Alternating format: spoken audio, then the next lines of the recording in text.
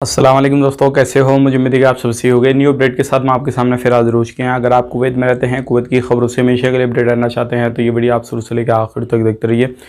इस वीडियो के अंदर मैं आपको काफ़ी ज़्यादा इंपॉर्टेंट जो इन्फॉर्मेशन देने वाला हूँ और आप लोगों को बताने वाला हूँ। जितनी भी एशियन कंट्री हैं, बहुत सारे लोग जो है 8-10 लोग गिरफ्तार किए गए हैं, पूछताछ वगैरह उनसे हुई है और ये जो सारी चीज़ें हैं एयरपोर्ट पर हुई हैं। तो बड़ी खबर आ रही है आपके लिए, तो बिना देरी के वीडियो शुरू करते हैं। लेकिन उससे पहले मैं आपको बताना चाहूँगा, अगर आप हमारे चैनल पहली बार देख रहे हैं, चैनल को ज़रूर सब्सक्राइब करें और साथ ही साथ बेल आइकन ज़रूर प्रेस कर दें ताकि हमेशा आपको इसी तरीके से कुवैत के बारे में जानकारी टाइम टू टाइम मिलते रहे और आप हमेशा हमारे साथ में जुड़े रहें। तो सबसे पहले मैं आपको यहाँ पर बताना चाहूँगा, जो बड़ी खबर आ रही है, अगर आप इंडिया, पाकिस्तान, नेपाल, बांग्लादेश, श्रीलंका किसी भी देश से आना चाहते हैं कुवैत के अंदर, तो ध्यान रखिएगा, अभी कुछ लोगों को पकड़ा गया है और उनके पास में कुछ ऐसे सामान थे जो क्या नशीले सामान भी थे और कुछ पाउडर वगैरह भी ऐसे थे जो क्या नशीले लग रहे थे। अगर आप भी इस तरीके के कोई पाउडर वगैरह, किसी भी दवाई वगैरह लेकर आते हैं बिना परमिशन के, बिना डॉक्टर की इजाज़त के, या फिर कोई ऐसा नशीला सामान आप लेकर आते हैं जो क्या जब चेकिंग होता है, पकड़ा जाता है, तो उससे आपको काफ़ी ज़्यादा प्रॉब्लम हो जाएगी। ध्यान रखिएगा, ऐसा कोई भी सामान आपको लेकर नहीं आना है जिससे एयरपोर्ट पर आपको पकड़ा जाए और फिर आपको परेशानी हो जाए।